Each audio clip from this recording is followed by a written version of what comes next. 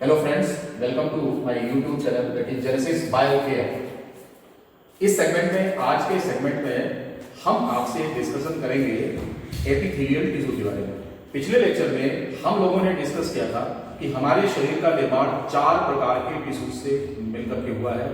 इनमें से पहला हमने आपको बताया था the epithelial tissue, the second one was the connective tissue, the third one that is the muscular tissue and the fourth tissue that is the nervous tissue.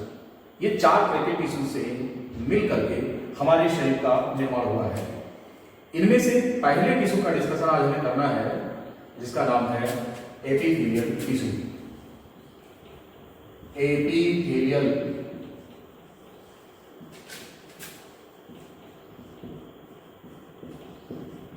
Tissues.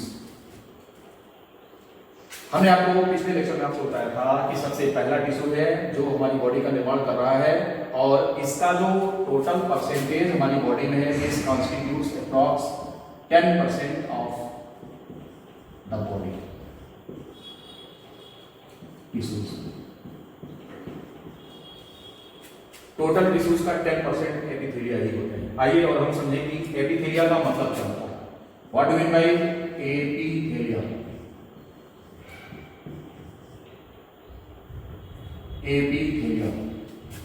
Epi and thelia. The term epi stands for upon,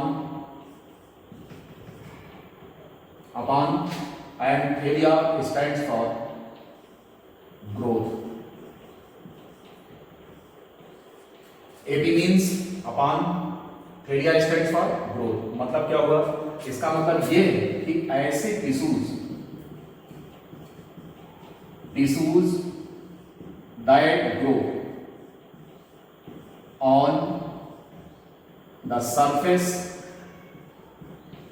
of the other tissues.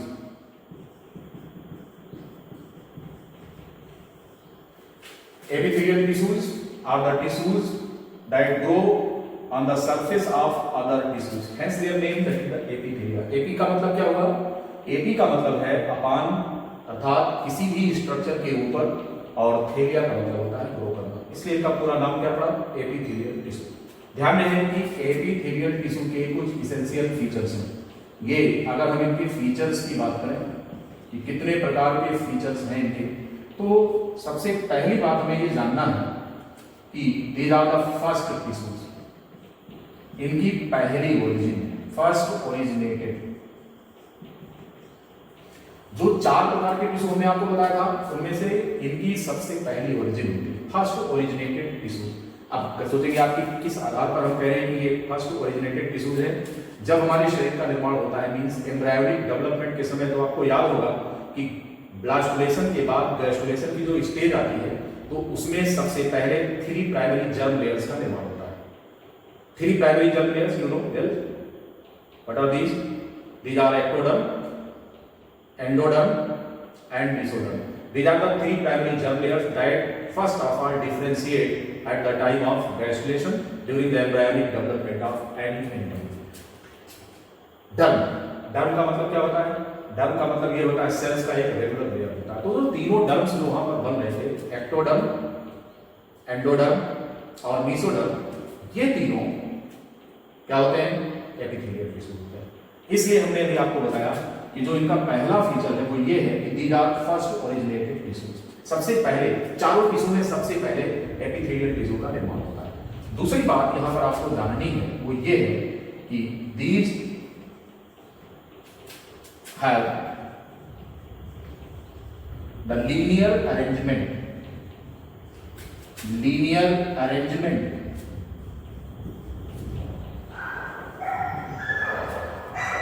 Of cells. आपको पता है कि tissues cell से मिलकर बने होते हैं। Cell की 2 कंडीशन हो सकती है। पहली, या तो ये सेल्स एक लाइन में व्यवस्थित होते हैं, कंटीन्यूअस लेयर में, या फिर ये सेल्स बॉडी में बिखरी हुई पाई जा सकती है। अगर ये कंटीन्यूअस लेयर में उपस्थित है, just like this, you can see here the diagram here, this one, these are the cells constituting the tissues and present in a layer। इसलिए हम इसके लिए एक टर्म और यूज करते हैं, it is known as the derm. Derm का मतलब क्या हुआ? The linear arrangement of cells that constitute a layer. तो इसको हमने क्या कहा कि एपिथेलिया की पहली प्रॉपर्टी क्या हो गई कि फर्स्ट ओरिजिनेटेड। दूसरी प्रॉपर्टी क्या हो गई? कह रहे के साथ जो कॉम्पोनेंट सेल्स होती हैं these are arranged in a linear fashion, एक लाइन से अरेंज होती है और एक स्तर बनाती है एक डर्म, इसलिए इनको नाम दिया गया है। तीसरी जो बात है वो ये है कि अगर सेल्स को एक निश्चित लेयर में हमको व्यवस्थित करना है तो फिर इनके नीचे अंडरलाइनिंग एक कोई बेस होना चाहिए, कोई सपोर्ट होना चाहिए। And for this purpose the structure which is underlying here is known as the basement membrane. This structure that forms the strata here and this layer is known as the basement membrane. Basement membrane. क्योंकि sales का जो linear arrangement है ये संभव नहीं है जब तक कि इनके नीचे से कोई एक सपोर्टिंग स्ट्रक्चर नहीं होगा। And this supporting structure here is known as the basement membrane. And this membrane is not cellular, it is the material, it is deposited by the cells of epithelia and this is made up of glycoprotein and other protein materials and salts. तो इस तरीके से ये इनका ये basement membrane हो गया। Basement membrane के ऊपर ये सेल्स का कंटीन्यूअस लेयर है। तो जो इसका अभी हमने आपको बताया कि these have the linear arrangement, वो ये सेल्स का अरेंजमेंट है। तो पहला कैरेक्टर हो गया कि सबसे पहले बनेंगे एम्ब्रायोनिक डेवलपमेंट के दौरान फर्स्ट फॉर्म टिश्यू होते हैं। दूसरा इनका ये है कि यहाँ पर सेल्स का एक रेगुलर अरेंजमेंट है लीनियर फैशन में, तो इनको डर्म कहेंगे। ध्यान रहे कि अगर ये सेल्स लीनियर फैशन में नहीं है तो किसी भी कीमत पर इनको हम एपिथेलियल टिश्यू नहीं कहेंगे। अगली जो प्रॉपर्टी है वो यहां पर ध्यान देना है कि इनकी जो सेल्स हैं ये ज्यादातर लिविंग कंडीशन में होती है। Most of the epithelia have their cells in living conditions. मतलब क्या हो गया कि सेल्स ऑफ एपिथेलिया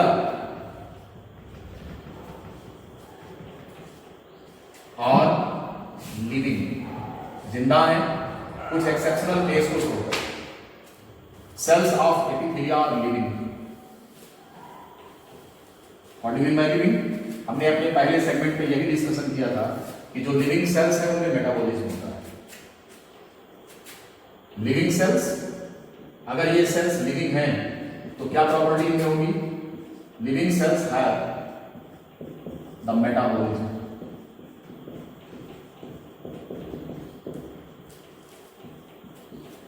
ये मेटाबॉलिज्म शो करते हैं। मेटाबॉलिज्म के लिए आपको मालूम है कि क्या चीजों की जरूरत होती है।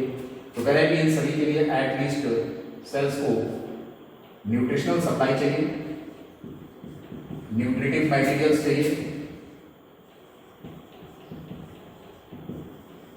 और प्लस इनको चाहिए ऑक्सीजन। इस काम के लिए फॉर सेलुलर रेस्पिरेशन, नहीं तो ये जिंदा ही नहीं। ये है यानी कहने का मतलब कि एपिथेलिया लिविंग सेल्स से मिलकर के बने हुए हैं।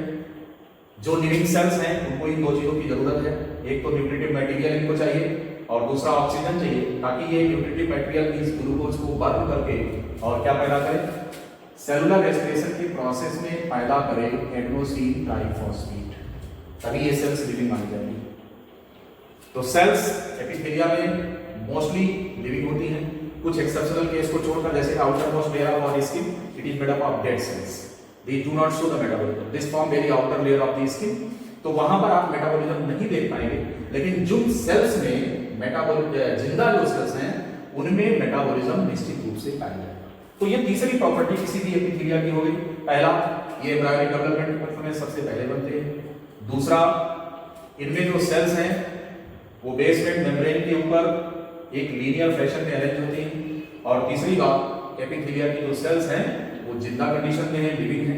लिविंग होने के लिए इनको दो चीजों की जरूरत है, एक न्यूट्रिटिव मटेरियल्स की और दूसरा ऑक्सीजन की। इन दोनों से मिलकर के इनसे सेलुलर रेस्पिरेशन होगा और इससे एडेनोसिन ट्राइफॉस्फेट प्राप्त होगा। अब क्वेश्चन ये है कि इन सभी सेल्स में ये जो सप्लाई न्यूट्रिएंट और ऑक्सीजन की है करता कौन है? अगर हम बात करें हमारी बॉडी में तो न्यूट्रिएंट और ऑक्सीजन को सप्लाई करने वाला जो सिस्टम है वो कौन है? तो आपको पता है कि बॉडी का जो सप्लाई डिपार्टमेंट होता है that is blood vascular system, वो होता है। यानी कि हमारा जो ब्लड है वो इन सभी आवश्यक मटेरियल्स को हमारे शरीर के अंदर डिफरेंट पार्ट्स में सर्कुलेट करता है, पहुंचाता है, इवन इंडिविजुअल सेल्स तक प्राप्त होता है ब्लड वेस्कुलर सिस्टम से। ब्लड वेस्कुलर सिस्टम से फिल्टर आउट करके ईसीएफ में न्यूट्रिटिव मटेरियल्स आते हैं और वहां से हमारी सेल्स इनको ले लेती हैं। तो इस तरीके से एटलीस्ट अगर इनको न्यूट्रिटिव मटेरियल और ऑक्सीजन की सप्लाई चाहिए तो इनका अपना ब्लड वेस्कुलर सिस्टम होना चाहिए। But the very important thing is that next feature of epithelia is that epithelia do not have their own blood capillaries.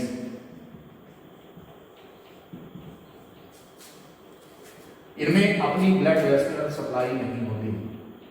These do not have the blood capillaries. One question very important, that how these cells get the essential material that is nutrient and oxygen. इनको प्राप्त कैसे होता है अगर इनमें blood supply नहीं है तो? और अगर इनको न्यूट्रिएंट और ऑक्सीजन नहीं मिलेगा तो इनको जिंदा रहने का कोई अधिकार नहीं है। अगर इनको जिंदा रहना है तो ब्लड सप्लाई होनी चाहिए, क्योंकि इनमें अपनी कोई ब्लड सप्लाई है नहीं। तो क्वेश्चन ये है कि फिर इनको ऑक्सीजन और न्यूट्रिएंट मिलता कहां से? बस यही इनकी मजबूरी है, यही कारण है कि एपिथेलियल टिश्यूज जो होते हैं वो किसी दूसरे टिश्यू के सरफेस पर ग्रो करते हैं।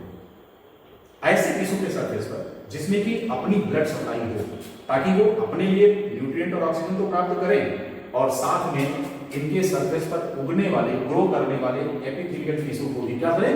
न्यूट्रिएंट और ऑक्सीजन सप्लाई करें। तो इसलिए अब एपिथेलिया के सरफेस पर, एपिथेलिया के बेस पर, अभी हमने आपको बताया कि बेसमेंट मेम्ब्रेन है, ये है टिश्यूज, यहां पर बेसमेंट मेम्ब्रेन इनके नीचे है, this one is their basement membrane. इस बेसमेंट मेम्ब्रेन के नीचे यहां पर this one is known as the connective tissue. हम इस स्ट्रक्चर को जो इसके बेस पर नीचे यहां पाया जा रहा है, इसको हम बोलेंगे underlying connective tissue. Connective tissues ये मतलब क्या हुआ कि एपिथेलिया के नीचे बेसमेंट मेम्ब्रेन होगी और उसके नीचे क्या होगा? कनेक्टिव टिश्यू होगा, और इसी के अंदर यानी कि कनेक्टिव टिश्यू में अपनी ब्लड सप्लाई होगी। ब्लड वेसल्स यहां पर पाई जाएंगी और इन ब्लड वेसल्स से यहां पर न्यूट्रिएंट और ऑक्सीजन इन दोनों की सप्लाई कहां होगी? एपिथेलियल सेल्स होगी। इसलिए एपिथेलियल टिश्यूज की मजबूरी है कि वो कनेक्टिव टिश्यू के सरफेस पर ग्रो करते हैं और कनेक्टिव टिश्यू से कौन कौन से मटेरियल प्राप्त कर रहे हैं? तो ये यहां से ऑक्सीजन प्राप्त कर रहे हैं, और क्या प्राप्त कर रहे हैं? इनको ऑक्सीजन मिल रहा है, और क्या मिल रहा है? इनको न्यूट्रिएंट्स प्राप्त हो रहे हैं। इनको ऑक्सीजन और न्यूट्रिएंट यहां से सीधे प्राप्त हो रहे हैं। तो ये अगली प्रॉपर्टी जो हमने आपको बताया कि epithelia do not have their own blood supply. तो अगर इनकी अपनी ब्लड सप्लाई नहीं है तो फिर ये न्यूट्रिएंट और ऑक्सीजन कहां से प्राप्त करेंगे? तो these get nutrient and oxygen from the underlying connective tissue, जो कि इस एपिथेलिया के नीचे पाया जाता है। ये होगी बात। इसीलिए इनका नाम पड़ा क्या? Epithelia. Epi means upon, thelia mean growing, यानी कहने का मतलब कि ब्लड और क्या नाम है, ऑक्सीजन और न्यूट्रिएंट के लिए ये अंडरलाइंग कनेक्टिव टिश्यूज पर निर्भर करते हैं और उन पर ये ग्रो करते हैं। अगला जो फीचर हम आपको बता रहे हैं एपिथेलियल टिश्यू का अगला फीचर वो क्या है?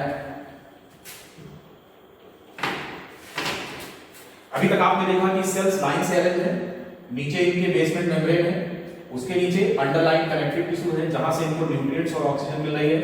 एक क्वेश्चन बहुत इंपॉर्टेंट यहां पर आपसे पूछा जा सकता है, वो ये है कि जो बेसमेंट मेम्ब्रेन है, जो बेसमेंट मेम्ब्रेन है, ये किसका स्ट्रक्चर है? मींस इसका निर्माण एपिथेलिया ने किया है या फिर इसका निर्माण कनेक्टिव टिश्यू ने किया है? तो ध्यान दें कि दोनों मिलकर के बेसमेंट मेम्ब्रेन का निर्माण करते हैं। यानी कहने का मतलब कि basement membrane it is formed by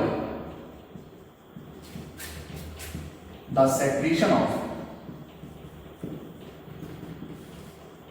secretion of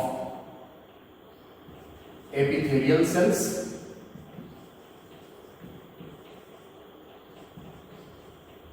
and the cells of connective tissues, यानी कि दोनों तरफ से एपिथेलियल सेल्स भी सेक्रेट करती हैं, यानी कि ये सेल्स भी डिपॉजिट करती हैं मटेरियल, और कनेक्टिव टिश्यू की सेल्स भी मटेरियल को डिपॉजिट करती हैं। यानी कि जो बेसमेंट मेम्ब्रेन होता है it is the product of secretion of epithelial tissues as well as connective tissues. तो ये बात हो गई बेसमेंट मेम्ब्रेन की। अब क्वेश्चन ये है कि बेस इनका हो गया, तो अब हम बात करेंगे इनका सरफेस किस तरह का होता है। एपिथेलियल टिश्यूज के सरफेस पर इनके स्पेसिफिक फंक्शन के लिए कुछ खास प्रकार के स्ट्रक्चर्स पाए जाते हैं। यानी कहने का मतलब ये हुआ द मॉडिफिकेशन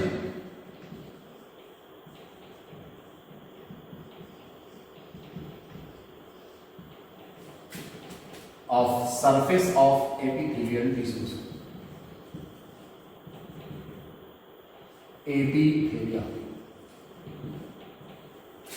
एपिथेलियल टिश्यूज के सरफेस का किस तरीके का मॉडिफिकेशन होता है। ध्यान दें, विशेष प्रकार के कार्य के लिए according to their function their surface gets modified due to the presence of few specific structures, special structures, and these structures are cilia and microvilli.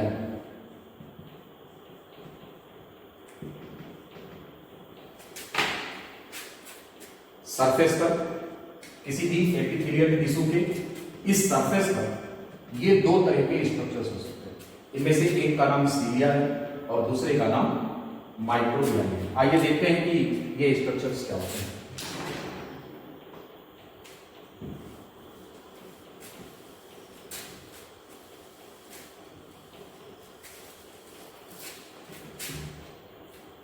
पहला structure that is cilia. These are the protoplasmic extensions.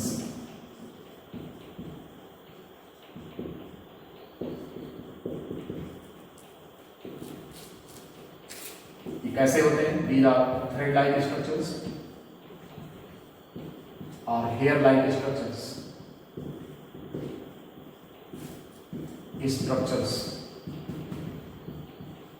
इनका detail आप लोगों ने पढ़ा है कि सीलिया, eukaryotic सीलिया या fledge-like का स्ट्रक्चर किस तरह का होता है। तो I am not going into the detail of their structures. हम यहाँ पर केवल डिस्कस करेंगे इनके टाइप। सीलिया के दो तरह के टाइप्स होते हैं। Two type of cilia you know, two type, one that is kinocilia and the second structure is stereocilia. इस तरह से ये दो प्रकार के सीलिया यहाँ पर पाए जाते हैं अलग अलग सेल्स में, उनके कार्य के हिसाब से, उनके काम के तरीके के हिसाब से ये दो डिफरेंट प्रकार के सीलिया यहाँ पर पाए जाते हैं। सबसे पहले हम बात कर रहे हैं काइनोसीलिया की।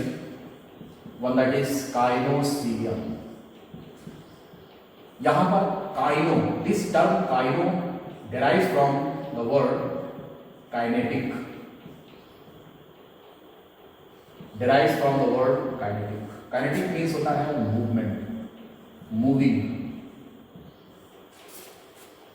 सीलिया का मतलब है यूजुअल सीलिया ही कहें। इसका मतलब ये हो गया कि these have the power of movement, ability to move. ऐसे सीलिया में मूवमेंट की प्रॉपर्टी है, इसलिए इनके नाम के आगे जोड़ दिया गया क्या? Kino, kinocilia. Kino stands for kinetic, kinetic stands for moving. ऐसे सीलिया मूव करते हैं हियर एंड देयर, इस तरह से ये वाइब्रेट करते हैं, मूव करते हैं, इसलिए इनका नाम काइनोसीलिया पड़ा। स्ट्रक्चर की अगर हम बात करें कि काइनोसीलिया का स्ट्रक्चर कैसा होता है, डिटेल नहीं, केवल बाहरी स्ट्रक्चर, मॉर्फोलॉजिकल फीचर की अगर हम बात करें तो सपोज दैट ये एक सेल है, तो यहां से जो सीलिया निकल रहे हैं ये है यूनिफॉर्म इनका डायमीटर है, यहां बेसल ग्रेन्यूल होता है इनका, this one is the basal granule,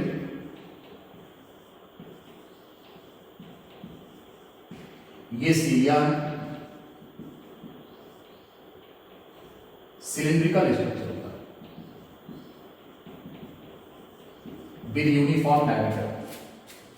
इनका जो डायमीटर है वो यूनिफॉर्म थिकनेस है, सर्कुलर इनका सिलिंड्रिकल प्रोफाइल होता है और इस तरीके से थोड़ा लेंथ में ज़्यादा होते हैं and their base is supported by the basal granule. आप पूरा डिटेल स्ट्रक्चर जब पढ़ेंगे तो सेल वाले चैप्टर में पढ़ेंगे इसको कि what is the detail structure of सीलिया, कैसे इनका काइनेटोडेस्मा से संबंध होता है और किस तरीके से इनको रिमूव कराते हैं। हम ये सारी चीज़ों को यहाँ डिटेल स्ट्रक्चर में नहीं आ रहे हैं, हम केवल इतना बता रहे हैं कि सीलिया सिलिंड्रिकल प्रोफाइल इनकी होती है, इनका संबंध बेसल ग्रेन्यूल से होता है and these are the extensions of protoplasm.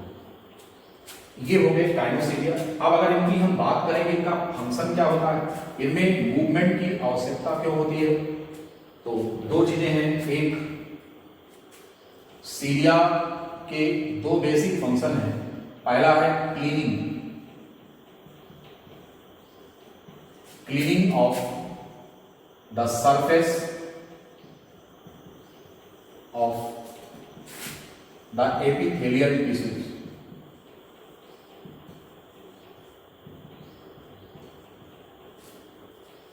सबसे पहला काम है टिश्यू के सरफेस पर जो डस्ट या डेब्रिस डिपॉजिट होता है, कोई ऐसा मटेरियल जो कि उसके सरफेस को डर्टी कर रहा है, टिश्यू के उसके काम में हस्तक्षेप कर रहा है, तो ये उसको स्वाइप अप करते हैं, उसको सफाई करने का काम करते हैं जिससे कि सरफेस एपिथेलिया का क्लीन हो जाए।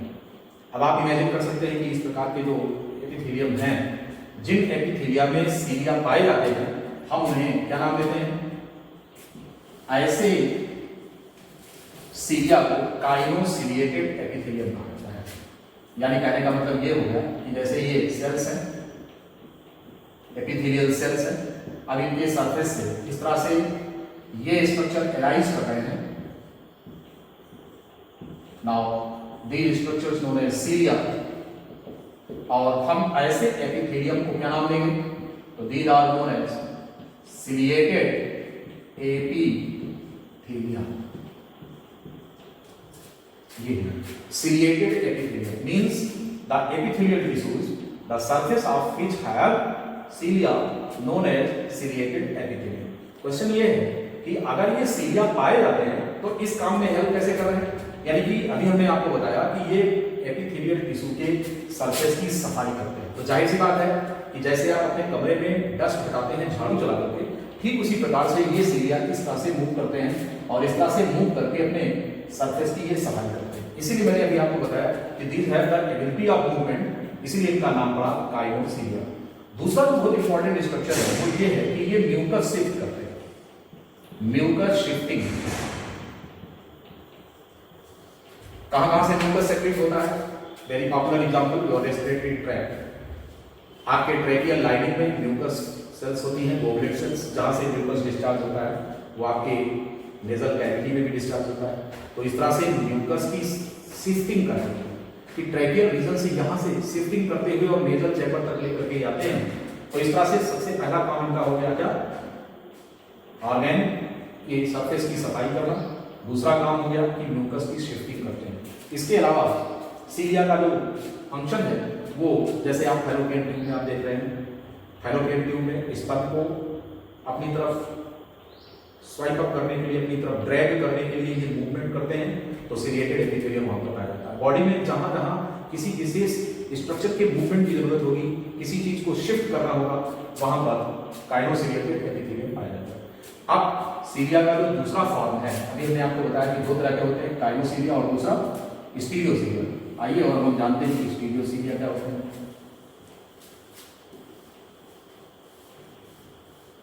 What are the stereocilia? Stereo stands for non-moving.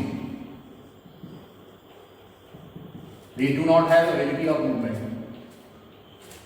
और ये किसी भी सेल के सरफेस पर होते हैं, लेकिन ये सिलिंड्रिकल नहीं होते, बल्कि ये त्रिकोणाकार कोनिकल होते हैं। Conical, not cylindrical. इनका डायमीटर जो होता है वो यूनिफॉर्म नहीं होता। नॉन मूविंग होते हैं, अभी हमने आपको बताया। ऐसे एपिथेलियम के सरफेस पर जो सीलिया पाए जाते हैं उनको हम बोलते हैं, मोस्टली ये पाए जाते हैं न्यूरो सेंसरी एपिथेलियम। इस तरह से ही पाए जाते हैं स्टीरियो सीलिया, जैसे आपके नेजल चैम्बर में पाए जा रहे हैं, जैसे आपके कॉक्लिया में पाए जा रहे हैं इधर देर पे, वहां पर ये स्टीरियो सीलिया पाए जाते हैं। न्यूरो सेंसरी फंक्शन जहां पर भी होगा वहां पर ये स्टीरियो सीलिया पाए जाएंगे। तो इस तरह से अभी आपने देखा कि एपिथेलिया का सरफेस इसका मॉडिफिकेशन होता है according to the presence of the kinocilia और stereocilia. Now come to the next, that is microvilli. What are the microvilli?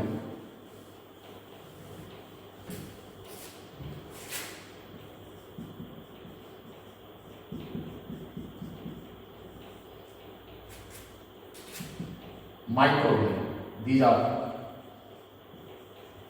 also the protoplasmic extensions.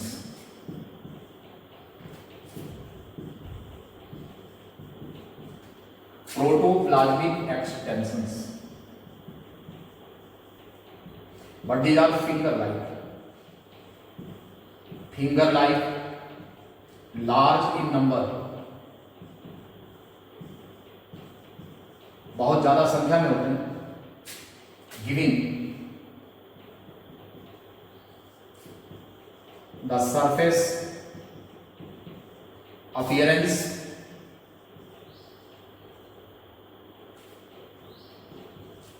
Brush like.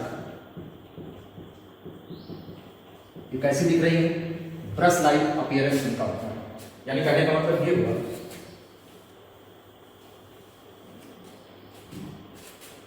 जैसे सपोज करो कि ये सेल है, ये इसका फ्री सरफेस है, तो इस तरह से ऐसे एक्सटेंशंस, फिंगर लाइक एक्सटेंशंस यहां पर पाए जाएंगे, and these finger like extensions here known as the microvilli.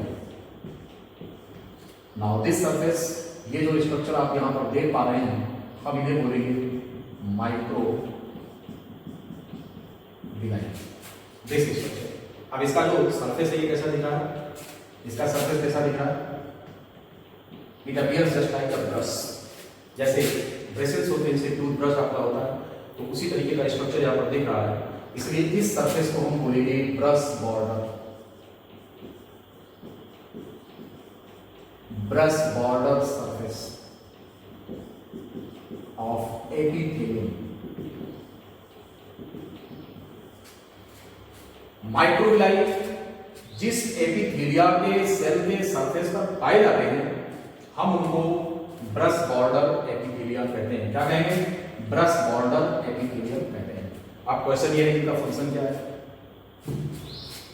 अगर हम सेल के कंटीन्यूअस सरफेस की बात करें और यहां की बात करें, तो कंटीन्यूअस सरफेस में हमको सरफेस एरिया केवल इतनी मिल रही है, लेकिन जब इनका एक्सटेंशन इस तरह होता है जिगजैग, तो इस तरह से इनकी सरफेस एरिया भी क्या होती है?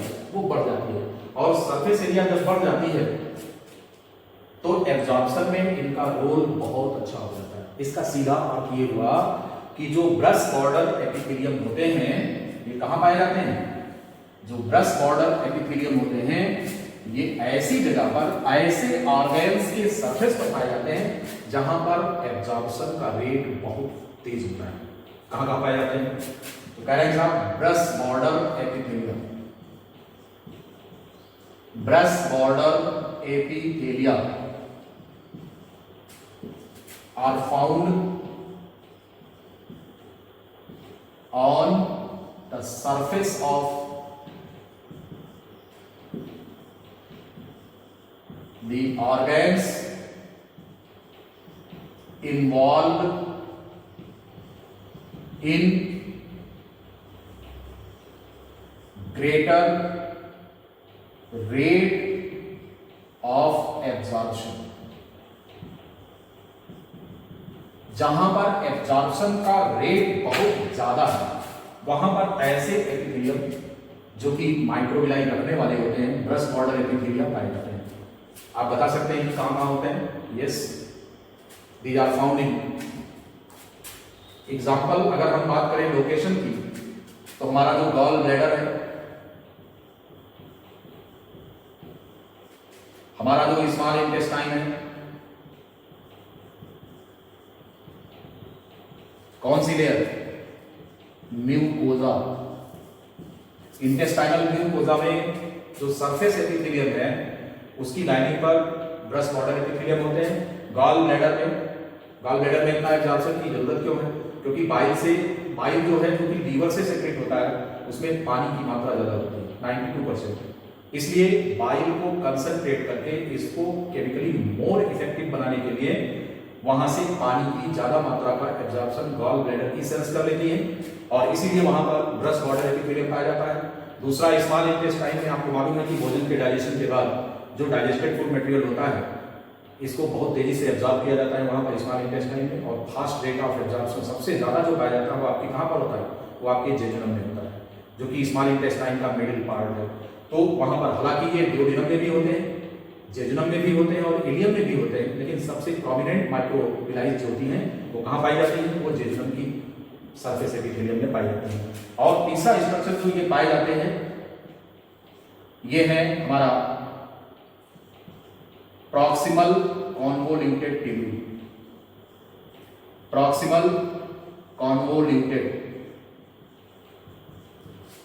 ट्यूब्यूल ये कहां होता है? ये नेफ्रॉन में होता है। नेफ्रॉन्स में बोमेन कैप्सूल सीधा जिस ट्यूब में एंटर करता है, यानी कि जो आपके यूरिनिफेरस ट्यूब होता है नेफ्रॉन का, उसका जो प्रॉक्सिमल पार्ट होता है, सबसे पहला ट्यूब होता है, पहला सेगमेंट होता है, वो प्रॉक्सिमल कॉन्वोल्यूटेड ट्यूब होता है। इसका नाम कॉन्वोल्यूटेड ट्यूब क्यों पड़ा? Because the inner surface of this tube is highly convoluted and it is made up of the brush border epithelium. इसीलिए अब वहां पर क्यों पाया जाता है? एब्जॉर्प्शन का रेट यहां पर क्यों फास्ट है? आप पढ़ेंगे एक्सक्रीशन में कि 70 to 80% वाटर का एब्जॉर्प्शन फिल्ट्रेट से यहीं से होता है। कहां से? आपके प्रॉक्सिमल कॉन्वोल्यूटेड ट्यूब से होता है, और इसीलिए यहां पर ब्रश बॉर्डर एपिथेलियम पाया जाता है। आप समझ गए होंगे कि ब्रश बॉर्डर एपिथेलियम उनको कहते हैं जिनकी सेल्स के सरफेस पर माइक्रोविलाई पाए जाते हैं। ये माइक्रोविलाई गॉल ब्लैडर की लाइनिंग में होंगे, स्मॉल इंटेस्टाइन के तीनों सेगमेंट में, ड्यूओडेनम में, जेजुनम में और इलियम में पाए जाएंगे, और नेफ्रॉन ट्यूब्यूल के प्रॉक्सिमल कॉन्वोल्यूटेड ट्यूब्यूल में पाए जाएंगे नेफ्रॉन में, जहां पर फिल्ट्रेट में से 70 से 80% पानी का एब्जॉर्प्शन होकर वापस ब्लड में आता है, जिससे कि यूरिन का वॉल्यूम मेंटेन है। तो इस तरह से ये इनके फंक्शंस हैं। आपके शरीर में कहां-कहां ब्रश बॉर्डर एपिथेलियम पाया गया, मैंने भी आपको बताया है तो सभी एपिथेलिया, लेकिन स्पेसिफिक नाम इसलिए है क्योंकि इनके सरफेस पर कुछ स्पेसिफिक स्ट्रक्चर्स डेवलप होते हैं। अब हम बात करते हैं तीसरा। आपको हमने एपिथेलिया का बेस समझा दिया, आपको एपिथेलिया का सरफेस समझा दिया। अब क्वेश्चन ये है कि जो एपिथेलियल सेल्स हैं ये अपनी पड़ोसी कोशिकाओं से किस तरीके से अटैचमेंट इनका होता है, मींस सेल जंक्शन। बात करेंगे हम सेल जंक्शन की।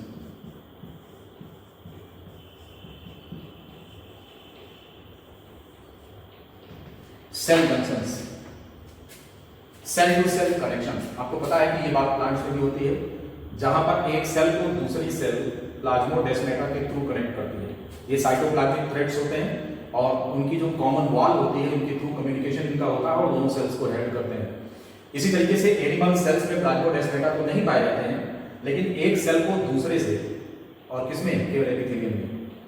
एपिथेलियम में या जहां पर सेल्स का कॉन्टिन्यूअस लेयर होगा वहां पर एक सेल को दूसरे से अपने पड़ोसी सेल से अटैच करने के लिए सेल जंक्शंस पाए जाते हैं, और बेसिकली 3 तरह के होते हैं, 3 basic types of cell junctions.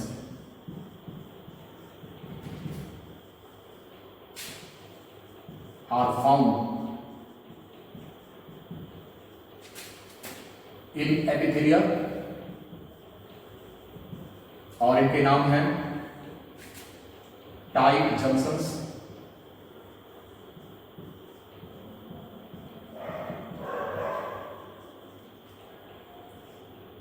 the second one that is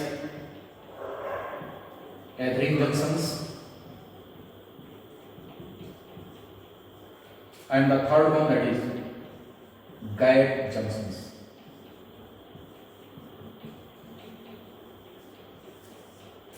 First one that is tight junction, second one that is adherent junction, and third one that is gap junctions. यानी कि हमारे एपिथेलिया में एक cell अपने पड़ोसी cell के साथ किस प्रकार का संबंध रखेगी, ये इनकी रिक्वायरमेंट पर डिपेंड करेगा। अगर किसी भी सेल को अपने बगल वाली सेल से कोई भी मटेरियल एक्सपोर्ट या इंपोर्ट करना है तो ऐसी कंडीशन में एक्सपोर्ट या इंपोर्ट का अरेंजमेंट यहां पर होना चाहिए, उस लिहाज से में इनका कनेक्शन होता है। या फिर अगर इनको एक्सपोर्ट या इंपोर्ट नहीं करना है तो ऐसी कंडीशन में ये बॉर्डर पूरी तरीके से सील रहेगा, यहां से किसी भी प्रकार के एक्सपोर्ट या इंपोर्ट की परमिशन नहीं होगी। तो इस बात को ध्यान में रख करके इनका स्ट्रक्चर डिजाइन हुआ है कि हमारी एक सेल अपने बगल वाली सेल से किस प्रकार का संबंध रखती है, ये कैसे जुड़ी होती है। तो इस तरीके से इनके अटैचमेंट के जो टाइप है उनको हम सेल जंक्शंस कहते हैं। ये तीन तरह के हैं, tight junctions, adhering junctions and gap junctions. हम अपने इस चैप्टर में अगले वीडियो में आपको यही बताने वाले हैं कि टाइट जंक्शंस, एडरिंग जंक्शंस और gap junctions according to their role, according to their function, इनका स्ट्रक्चर किस प्रकार का होता है और ये किस प्रकार से एक सेल की दूसरे सेल के लिए जरूरत को पूरा करते हैं। आज के लिए इतना ही। इस लेक्चर में हमने आपको जो डिस्कस किया है, हमने आपको एपिथेलिया के बारे में डिटेल डिस्कस किया, इनके फीचर्स क्या होते हैं, इनका बेसिक मॉडिफिकेशन क्या होता है, इनका सरफेस किस तरह मॉडिफाई होता है, और इसके बाद हमने आपको बताया कि जंक्शंस कितने तरह के होते हैं। टाइप ऑफ जंक्शन हम अपने अगले सेगमेंट में डिस्कस करेंगे और आपको बताएंगे कि type of cell junctions, tight junctions, adhering junctions and gap junctions. Thank you.